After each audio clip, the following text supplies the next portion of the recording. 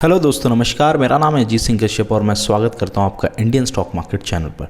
चलिए देखते हैं कल के दिन में मार्केट कहां मूवमेंट कर सकता है और उसके पीछे का लॉजिक क्या है। सबसे पहले चलते हैं निफ्टी बैंक के चार्ट पर।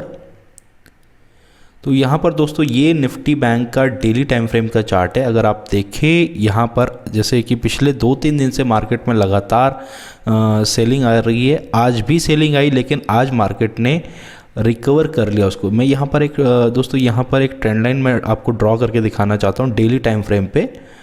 अगर आप देखें तो मार्केट कहीं ना कहीं इस ट्रेंड लाइन को रिस्पेक्ट कर रहा है और बार बार इसी ट्रेंड लाइन के आसपास से आके वो रिवर्स हो जाता है। अगर आप देखेंगे तो ये 20 दिसंबर के बाद में ये लगातार ये ट्रेंड लाइन जो है मेंटेन हो रही है। और आज भी जब ये मार्केट इस लेवल पर लगातार आया, मतलब डाउनफॉल हुआ, उसके बाद में वापस से बहुत तेज़ी से यहाँ से रिवर्स हो गया। अगर आप देखें मैं आपको छोटे टाइम फ्रेम पर लेके चलता हूँ, 15 मिनट टाइम फ्रेम पे। अगर आप देखें मार्केट में लगातार खुलते के साथ ही कंटिन्यूस सेलिंग आई।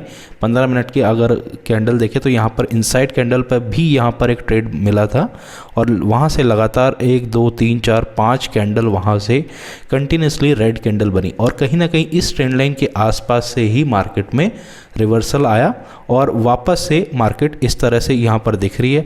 अगर आप दिख रहा होगा यहाँ पर एक डब्लू पैटर्न यहाँ पर बन रहा है। अगर आप देखेंगे इधर ये ओके, ये इस तरह का डब्लू पैटर्न यहाँ पर बनता हुआ नज़र आ रहा होगा।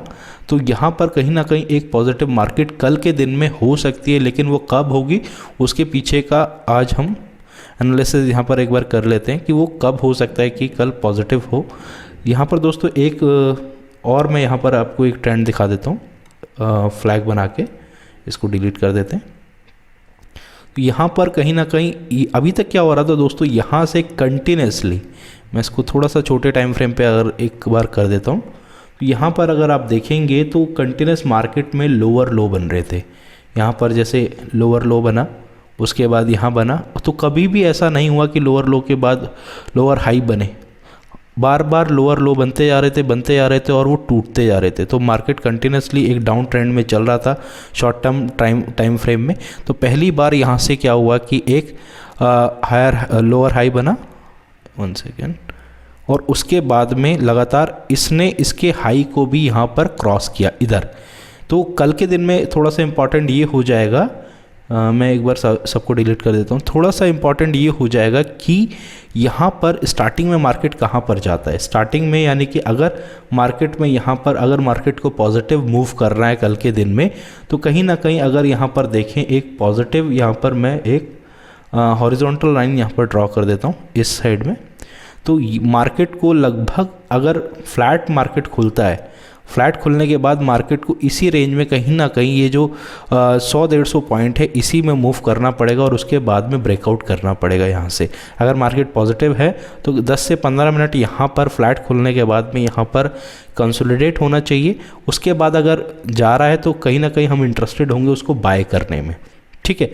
और खुलते के साथ ही अगर वो चला जाएगा तो कहीं ना कहीं उसमें ये हो सकता है कि इमीडिएट सेलिंग वहाँ से आ जाए तो वो सस्टेन ना कर पाए। इसलिए मैं कह रहा हूँ कि दोस्तों यहाँ पर कहीं ना कहीं कंसोलिडेट होना बहुत ज़रूरी है। और एक और चीज़ यहाँ पर ध्यान रखिए कि यहाँ से सेलिंग भी आ सकती है दोबारा से रीटेस्ट करने के लिए। एक बार डेली टाइम फ्रेम पे मैं उस ट्रेंड लाइन को वापस से एक बार ड्रॉ कर लेता हूँ। ये देखिए, ये अपनी एक ट्रेंड लाइन थी और इसमें फिर हम 15 मिनट टाइम फ्रेम पर अगर चलते हैं तो यहाँ पर अगर आप देखोगे तो कहीं ना कहीं एक यहाँ पर फ्लैग पैटर्न टाइप का भी कुछ यहाँ पे आपको दिखेगा। तो अगर हम सेलिंग करेंगे तो इस लेवल पे आने के बाद, यानी मार्केट जब इस ट्रेंड लाइन को ब्रेक करेगी उसके बाद ही हम सेलिंग करेंगे।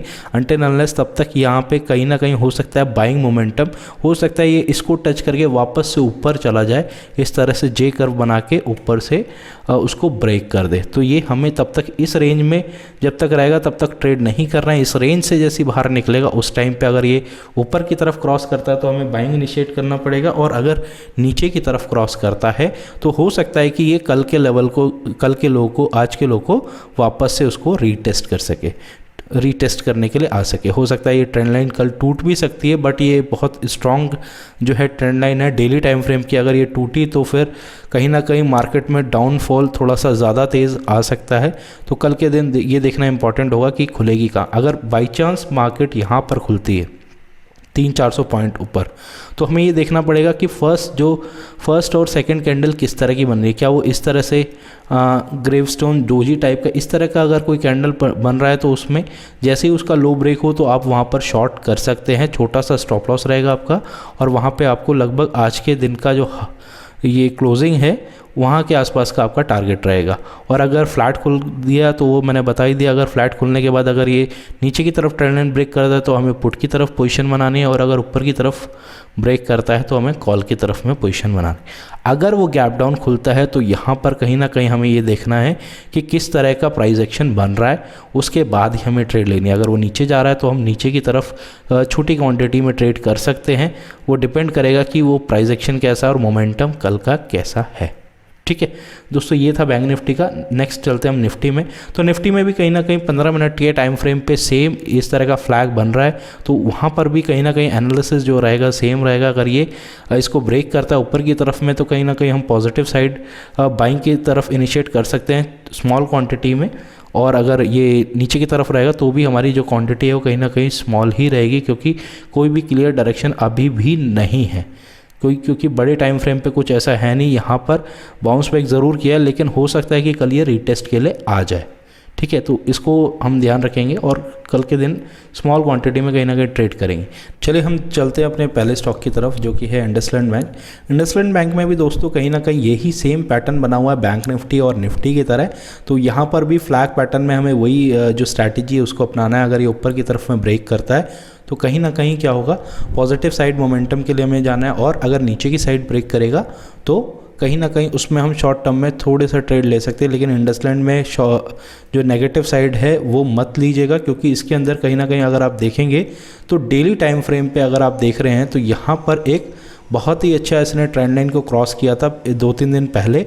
तो ये हो सकता है उसका पुल बैक हो, और आज जो कैंडल बनी है ये आप देख सकते हैं कि बहुत ही लंबे टाइम फ्रेम पे, यानी कि बड़े टाइम फ्रेम पे इसने इसको क्रॉस किया है।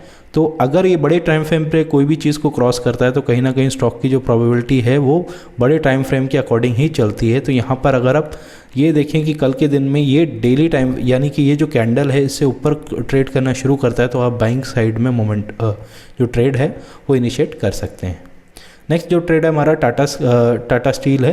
टाटा स्टील में भी अगर आप देखेंगे तो आज के दिन में जो मोमेंटम हुआ है डेली टाइम फ्रेम पे, इसने एक जो चैनल था उसमें कहीं ना कहीं उससे ये बाहर आ रहा है। दोस्तों ये जो है लगभग 1 साल के आसपास, 6 महीने के आसपास से, अगस्त से ये लगातार ये जो स्टॉक है लगातार इस चैनल में जो है ट्रेड कर रहा है।